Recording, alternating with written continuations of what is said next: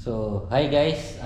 Nandito kami ngayon guys sa magpakarwash kami guys, pero hindi kami doon sa automatic car wash. So, ngayon nandito kami sa yung ganito guys ba. So, maghulog tayo dito tapos meron din siyang pressure water diyan. Tapos yung pang-brush niya guys. Yan nandiyan oh, yan. Nandiyan sa taas. Yan. So, ngayon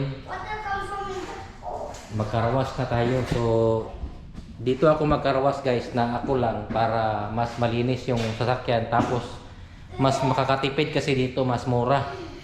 So kung ilan lang yung coins na magamit mo, so yun lang yung magagastos mo. So yung bawat coins kasi na ihulog mo dito ay nakakahalaga siya ng 4 euro. So pag ako kasi kapag ito yung ginagamit ko, ako lang ang magwashing. So ang magagamit ko lang na coins ay 3 lang. So binabudget ko na yan, 3. Yan. Tapos nagdala ako ng balde guys.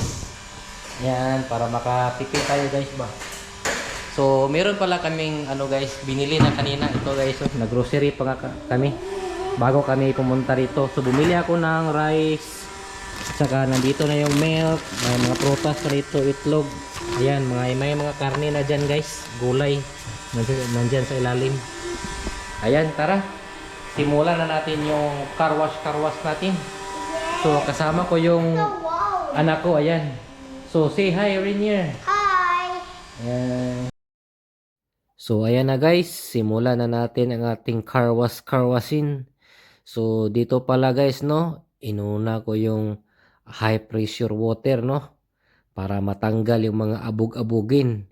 Yung mga bato-batuhin na nakadikit-dikitin sa ating sasakyanin.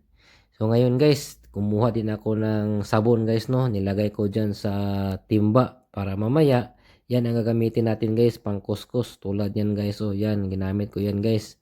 So hindi yung brush ang ginamit ko guys, kasi may brush kasi diyan guys na para sa sasakyan, pero hindi ko ginamit. So mas komportable ako diyan na yan ang gagamitin ko guys. So, para talagang malinis ko yan. Ayan. So ayan guys, nilinisan ko talaga yan guys. Ayan. So tanggal mga libag-libag diyan guys.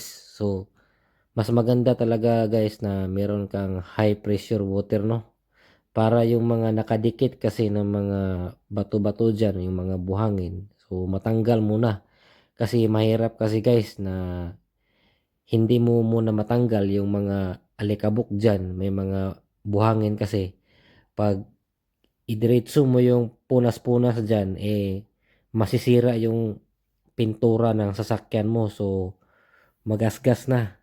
So, bago mo gamitin yung trapo-trapuhin dyan, kailangan na malinis na yung sasakyan guys. Wala ng mga buhangin-buhangin. Ayan. So, dyan nga guys, yung mga gulong dyan guys, siyempre isama natin dyan. So, wala akong brush dyan guys, pero okay lang. Kasi yung gulong naman natin guys, so hindi naman siya masyadong madumi. So, hindi siya masyadong hugaw-hugaw. So, malinis naman siya. Ayan. So, pinas forward lang natin yan guys, para mabilis lang. Hindi kayo mabagot sa pag-aantay kung kailan matapos yan. Ayan. So, pabilisan lang yan para hindi kayo ma-boring ba. Pero itong video na to kasi guys, boring kasi ito. Kaya panoorin nyo na lang. Kung bored kayo, tapusin nyo manood. Trip natin tong ganito Ayan. So, ayan guys. So, kumuha ako ng iyang ganyan guys. Kumuha ako ulit ng na yan. Hindi na yan sabon. Yan yung na. Yung pang-wax na. Yun ang kinuha ko. Tapos, ang inano ko dyan una, high pressure water muna, pang wash. Tapos, yung pangalawa na dyan guys, yung wax na. Ayan no. Tapos, pagkatapos na dyan, siyempre, punas-punas na tayo na dyan. Ayan, punas para matuyo. Ayan. Siyempre, hindi pwedeng ilabas natin yan sa labas na basa pa. Kasi pag ilabas natin yan sa labas na hindi natin pinunasan, basa pa, siyempre, maalikabok doon sa labas.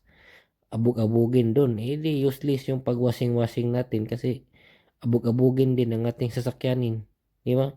So, kailangan, punasan natin, matuyo siya. Para paglabas natin, hindi kaagad dumikit yung mga abog-abugin. So ngayon guys, tapos na tayo magkarwas guys. So ngayon ipakita ko sa inyo yung finished product natin, kung gaano pa kakintab yung sasakyan natin. Yan guys, so yan. Tapos sa inyo, ano, low budget lang to guys, low budget lang to. So hindi malaking ginastos natin dito kasi tayo lang nagkarwash. Ayan, napamura tayo. Ayan, kintab naman. Yan o, makinis. Yun, ayos. Yun o. So ganito lang guys kapag magtipid tayo. So tayo lang magkarwash. So pwede naman sa bahay, pero mas gusto ko dito kasi merong high pressure water. So doon kasi sa bahay wala pa. So hindi pa ako nakabili. So ayan, kung magtipid, huwag muna doon sa automatic. So dito lang para mas malinis, mas matipid pa.